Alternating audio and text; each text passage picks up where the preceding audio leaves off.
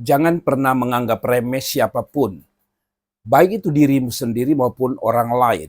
Mengapa demikian, saudara-saudaraku yang diberkati Tuhan? Karena kita tidak tahu apa yang terjadi dengan diri kita di kemudian hari. Karena itu saya tidak mau kita menghina atau menganggap pesimis tentang hidup kita. Karena kita juga tidak tahu apa yang terjadi dengan hidup kita besok. Sekaligus kita juga jangan pernah menganggap remeh orang lain. Karena mungkin saja dia bukan siapa-siapa hari ini, tetapi ke depannya mungkin dia menjadi orang yang luar biasa. Kita belajar dari pengalaman kita orang Indonesia. Kita kenal seorang presiden yang sebentar lagi akan berhenti menjadi seorang presiden, yaitu Bapak Joko Widodo atau yang kita kenal dengan Bapak Jokowi. Pada waktu dia masih jadi gubernur atau lebih tepat calon presiden, ada orang yang menghina dia hanyalah seorang tukang kayu atau seorang yang plongak-plongok. Tapi akhirnya kita tahu bahwa dia menjadi seorang presiden yang lepas dari kekurangan apapun seorang presiden. Tetapi bagi saya dia memiliki kelebihan, yaitu ketika orang lain melihat dia bukan siapa-siapa, dia membuktikan siapa dia. Dan hari ini kita tahu dia membangun IKN, dia membangun banyak hal. Lepas dari pro kontra, tapi saya beri hormat kepada presiden kita hari ini, Pak Jokowi, dia luar biasa. Dari hal ini saya belajar tentang hidup, bahwa jangan pernah meratapi hidup saudara hari ini, karena mungkin saudara bukan siapa-siapa. Sekali lagi, jangan pernah meratap apa yang kau alami hari ini, karena mungkin saudara bukan siapa-siapa. Tapi teruslah bekerja, teruslah berusaha sampai saudara melihat saudara yang mungkin hari ini biasa, satu waktu orang melihat Anda luar biasa. Atau sebaliknya, jangan pernah anggap remeh orang-orang di sekelilingmu yang mungkin saudara anggap nothing, tidak ada apa-apa. Jangan sampai justru mereka yang menjadi orang luar biasa ke depannya. Nah, apa artinya, saudara? Saya mau bicara tentang satu kebenaran firman Tuhan yang saya ambil dari 1 Samuel pasal yang ke-16. 1 Samuel pasal 16 ayat yang ke-7. 1 Samuel 16 ayat yang ke-7. Firman Tuhan berkata, "Tetapi berfirmanlah Tuhan kepada Samuel, jangan pandang parasnya atau perawakan yang tinggi, sebab aku telah menolaknya. Bukan yang dilihat manusia, yang dilihat Allah. Manusia melihat apa yang di depan mata, tapi Tuhan melihat hati." Saya mau saudara dengar kata terakhir. Manusia melihat yang di depan mata, di depan biji mata, kalau boleh saya bilang, tapi Tuhan melihat hati. Saudara-saudaraku yang diberkati Tuhan, tadi saya bilang, jangan pernah menganggap remeh dirimu, karena engkau juga tidak tahu apa yang akan terjadi ke depan. Kembali saya bilang tadi, mungkin kita hari ini dihina, tidak dianggap orang-orang biasa, tapi buktikan bahwa kita punya Tuhan yang akan menjadikan kita luar biasa. Sekaligus hati-hati, bahwa ada orang-orang yang mungkin kita lihat nothing hari ini, tak berdaya, tak bisa bikin apa-apa, tapi justru satu waktu mungkin dia menjadi orang di depan sana yang luar biasa. Dari ayat itu, dari ayat tadi, ayat 7, 1 Samuel 16, manusia melihat apa yang di depan mata, Tuhan lihat hati. Manusia melihat apa yang dapat dilihat, tapi Tuhan kembali melihat hati. Saya berbicara ayat ini, saya mendapatkan beberapa pesan. Satu, dengar baik-baik. Jangan pernah menganggap remeh siapa dirimu dan siapa engkau, atau siapa orang lain. Jangan pernah menganggap remeh orang lain atau dirimu sendiri, karena kita tidak tahu apa yang akan terjadi di depan. Tadi dikatakan manusia melihat apa yang di depan mata, tapi Tuhan melihat hati. Saya berpikir begini, banyak kali kita manusia ini tertipu. Hari ini kita lihat teman kita pintar di kelas, kita lihat dia hebat di kelas, kita lihat dia hebat di kuliah, tapi ketika berjalannya waktu, kita mendapati mereka orang-orang pintar ini ternyata tidak sukses.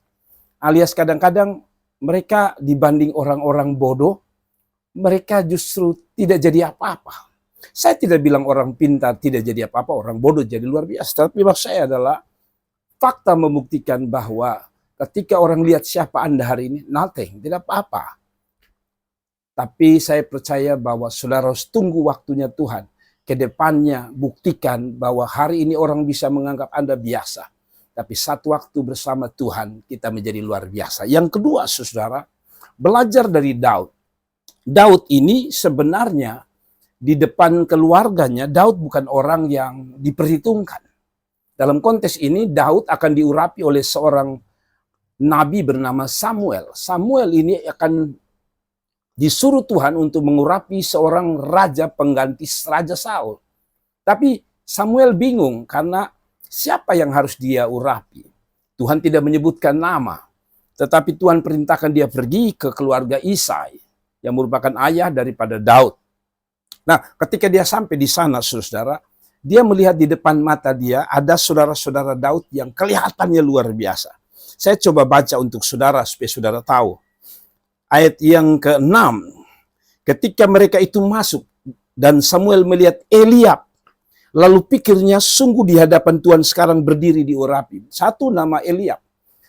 Isai dan Samuel. Isai sebagai bapa dari Daud dan Samuel sebagai hamba Tuhan melihat ada di depan mata mereka ini ada seorang yang secara fisik luar biasa. Ini lebih cocok jadi raja.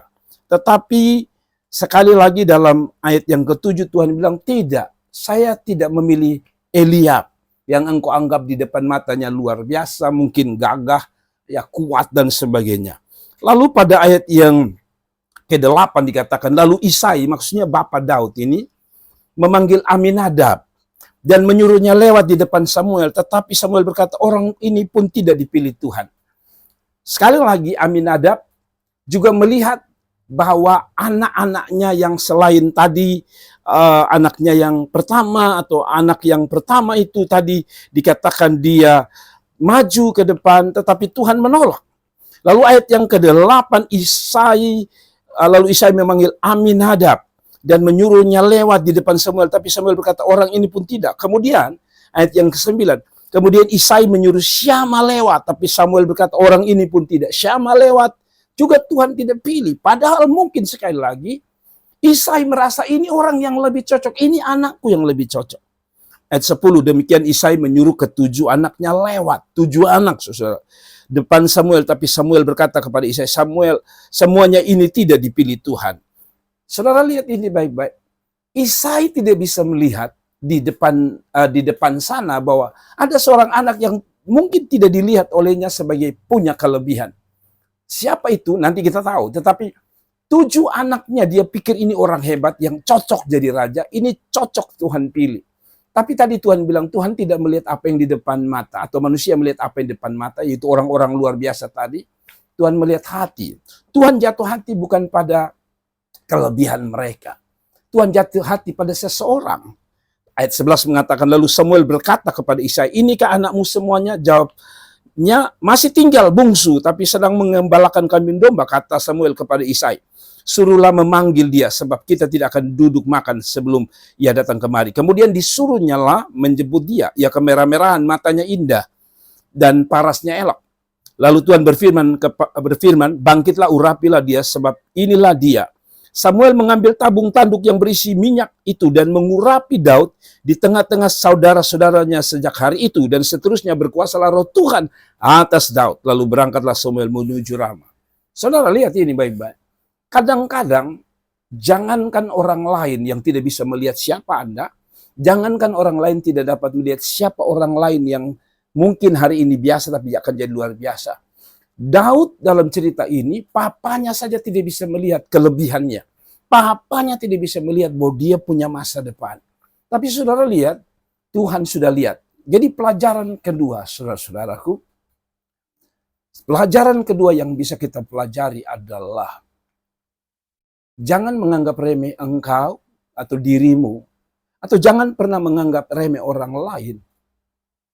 Hanya karena mereka bukan siapa-siapa hari ini. Daud waktu itu hanya gembala domba. Daud bukan siapa-siapa. Sekali lagi papanya tidak bisa lihat. Mungkin hari ini temanmu tidak bisa lihat. Pendetamu tidak bisa lihat siapa saudara. Apa yang akan terjadi di kemudian hari. Namun ada dua pribadi yang tahu. Yaitu pertama Tuhan dan saudara. Jadi kalau ada orang yang menghina, menjatuhkan saudara, merendahkan saudara, bahwa saudara bodoh, saudara nothing, saudara bukan siapa-siapa. Tidak usah sakit hati dan tidak usah marah. Daud pun demikian, papanya sendiri menganggap remeh dia. Menunjuk pada saudara-saudaranya kebanding dia. Tapi saya kasih tahu saudara, kalau dasar Tuhan punya rencana, maka tidak ada perkara yang mustahil. Jadi pelajaran pertama, jangan menganggap remeh siapa saudara, apalagi menghancurkan hidup saudara, hanya karena saudara merasa saudara bukan siapa-siapa. Yang kedua, pelajaran ini dari Daud. Apa yang tidak mungkin bagi manusia, itu mungkin bagi Allah. Jadi pelajaran kedua dari bahasa tadi, engkau manusia melihat apa yang di depan mata, Tuhan melihat hati. Akhirnya Daud menjadi raja. Pelajaran kedua, apa yang mustahil, apa yang tidak mungkin bagi manusia, itu mungkin bagi Tuhan. Jadi maksudnya begini, Daud itu kan tadi, Samuel sebagai nabi, sebagai hamba Allah tidak bisa lihat bahwa dia seorang raja. Daud ini seorang raja. Tapi itulah Tuhan yang tidak dianggap, yang tidak mungkin Daud menjadi raja, menjadi mungkin, bahkan menjadi raja. Papanya Isai juga tidak bisa berpikir bahwa mana mungkin Daud bisa jadi raja. Tapi itulah yang saya bilang, apa yang tidak mungkin bagi manusia, mungkin bagi Tuhan. Saya beri pelajaran begini. Hari ini mungkin saudara lahir dari orang-orang biasa, orang-orang yang tidak punya harta luar biasa, mungkin juga tidak terlahir dari orang-orang hebat dan luar biasa. Tapi saya percaya kalau saudara mengerami, bekerja keras, belajar sungguh-sungguh, sambil mengeraminya di dalam doa-doa saudara, sambil berlutut di bawah kaki Tuhan, maka seperti Daud, apa yang tidak mungkin akan menjadi mungkin. Saya tidak tahu mimpi saudara, saya tidak tahu cita-cita saudara, tetapi pelajaran kedua dari ayat tadi, 1 Samuel 16 ayat 7. Yang kedua, tidak ada perkara yang mustahil. Semuanya mungkin di hadapan Tuhan. Yang ketiga, ya, sebagai pelajaran terakhir, dengar, ini paling penting, atau ini poin yang saya juga paling suka. Saudara, dari ayat 7 tadi, manusia melihat apa yang di depan mata. Daud hanya kecil, Daud tak berdaya, Daud hanya gembala domba. Tapi Tuhan melihat hati. Hati Daud itu cinta Tuhan, hati Daud itu besar, hati Daud itu kuat. Waktu dia menghadapi Goliat, orang lain takut, pasukan lain takut, dia tidak takut. Waktu menghadapi singa, binatang buas, orang lain lari, dia tidak takut. Jadi Tuhan itu lebih mengenal siapa Daud daripada keluarganya sendiri, yaitu Isai. Tuhan lebih mengenal Daud daripada Samuel sebagai hamba Allah. Saya juga mau kasih tahu saudara, yang paling kenal siapa saudara, yang paling tahu masa depan saudara, yang paling tahu apa yang akan terjadi dalam kehidupanmu selanjutnya adalah Tuhan Allah.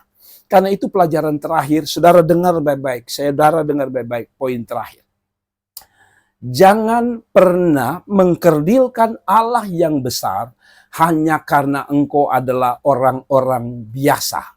Sekali lagi, jangan mengkerdilkan Allahmu yang besar hanya karena kamu orang kecil atau orang-orang biasa.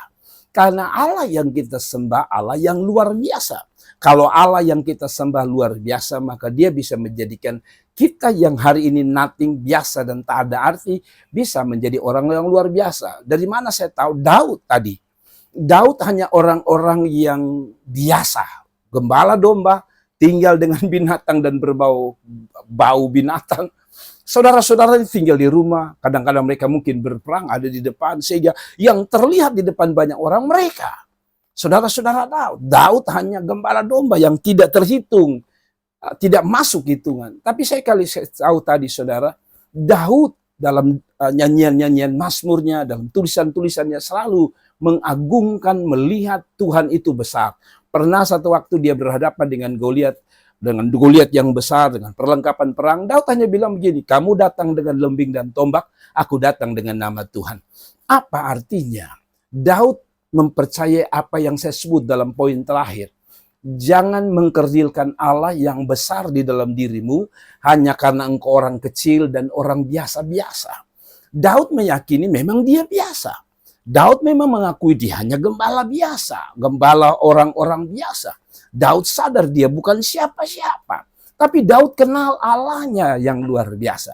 Dan Allah yang luar biasa itu akhirnya mengubah sang gembala yang tidak diperhitungkan oleh Isai sebagai bapak kandungnya, itu menjadi seorang raja yang sampai hari ini, Raja Daud dan Salomo adalah dua raja khusus Daud, merupakan raja yang diidam-idamkan orang Israel dan raja yang diagungkan. Bahkan Yesus disebut bukan dari keturunan Salomo. Yesus disebut dari keturunan Daud. Apa artinya? Apa yang dianggap mustahil oleh manusia bagi Tuhan mungkin. Yang kedua, jangan pernah menganggap remeh dirimu dan orang lain. Karena bisa saja orang lain menganggap saudara tidak ada apa-apa, besok engkau jadi luar biasa. Atau sebaliknya, kalau engkau anggap remeh orang lain, yang saudara anggap bukan siapa-siapa, besok dia jadi orang luar biasa. Yang terakhir, jangan mengkerdilkan Allahmu hanya karena engkau orang kecil. Jangan pernah mengecilkan Allahmu hanya karena Anda dianggap sebagai orang biasa. Karena Allah kita luar biasa, dia bisa mengangkat hidupmu. Karena itu saudara, kalau saudara diberkati, saya mau kasih ingat saudara. Adakah mimpimu, cita-cita dan harapanmu untuk masa depan saudara makin hari, makin saudara lihat luar biasa Tuhan bekerja. Kalau saudara anggap tidak mungkin, saya seorang susah, Pak Pendeta, tidak mungkin. Saya hanya orang kecil, lahir dari orang-orang kecil. Betul, saya pun lahir dari orang kecil. Saya bukan anak orang luar biasa. Tapi saya kasih ingat saudara, kita masih punya kesempatan yang sama menjadi orang luar biasa, karena kita punya Allah yang luar biasa. Sekali lagi saya tutup, kita orang biasa ini masih punya kesempatan menjadi orang luar biasa seperti orang-orang luar biasa di luar sana. Kenapa? Karena kita punya Allah yang sama. Allah yang luar biasa. Allah yang menolong Daud untuk mengangkat dia menjadi seorang raja. Allah yang sama yang akan mengangkat saudara, mengangkat kepalamu, mengangkat keluargamu, mengangkat nama keluargamu, mengangkat dirimu dari orang biasa menjadi orang luar biasa. Yusuf hanyalah tukang antar makanan. Tapi di tangan Allah yang luar biasa itu, Yusuf menjadi luar biasa. Tuhan memberkati. Mari kita berdoa. Bapa, lihat kalau ada orang-orang yang pesimis, yang mengkerdilkan engkau hanya karena mereka lahir dari keluarga biasa, tak berdaya. Bahkan mereka juga tidak dianggap oleh guru, oleh teman, oleh hamba Tuhan, bahkan keluarga. Tuhan tolong supaya mereka tidak menjadi pesimis, tetapi mereka tetap mengandalkan Tuhan, karena kami tahu bagi Tuhan tidak ada perkara yang mustahil. Dan kami percaya yang kedua, kalau Allah itu luar biasa, maka kami tidak boleh mengecilkan Allah yang luar biasa. Karena Allah kami luar biasa. Kalau Allah kami luar biasa, kami percaya kami pun akan diangkat oleh Tuhan. Berkati kami semua, kuatkan kami, ajar kami terus berjuang sampai titik di mana Tuhan membuat segala satunya menjadi indah. Di dalam nama Tuhan Yesus kami berdoa, kami bersyukur pada Bapa di sorga. Amin. Sekali lagi saudara, kalau saudara diberkati, klik like, share, dan berbagi. Dan jangan lupa klik subscribe supaya Anda mendapatkan notifikasi, dan dari notifikasi itu Anda dapat setiap video-video terbaru dari kami. Dan Anda harus share dan berbagi, karena saya percaya di luar sana ada orang-orang yang pesimis, ada orang-orang yang frustrasi. Tapi biar dengan video ini orang dikuatkan, orang teguh imannya, dan semakin berharap pada Tuhan. Saya Pendeta Jerry Adu dari Kota Kupang. God bless you, Tuhan berkati. Shalom.